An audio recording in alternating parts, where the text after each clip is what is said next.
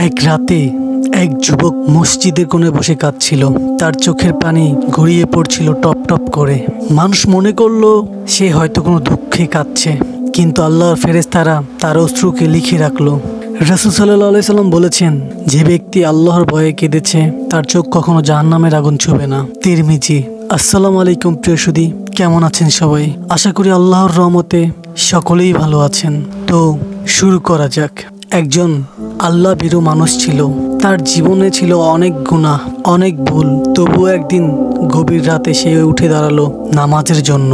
কারণ তার অন্তরে ভয় জেগেছিল, হয়তো কাল আমার মৃত্যু হবে আর আমি আল্লাহর সামনে গুনাহগার হয়ে দাঁড়াবো।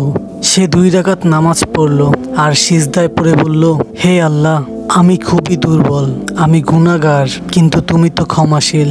তুমি যদি আমায় মাফ না করো আমি কোথায় যাব? এই দোয়ার সাথে সাথে চোখ বেয়ে এক ফোঁটা অশ্রু ঝরে পড়ল।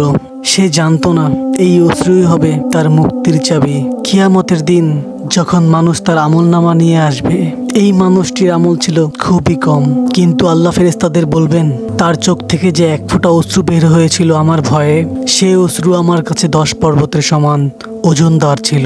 ফেরেশতারা অবাক হয়ে যাবে, কিন্তু আল্লাহ বলবেন, আমি প্রতিশ্রুতি দিয়েছিলাম আমার ভয়ে কাঁদা চোখকে আমি জাহান্নামে দেব না।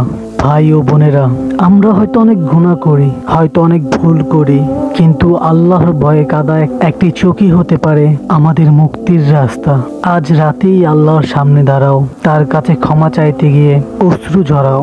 কে জানে, হয়তো সেই এক ফোঁটা অশ্রুই তোমাকে জাহান্নাম থেকে রক্ষা করবে আর জান্নাতের দরজা খুলে দেবে।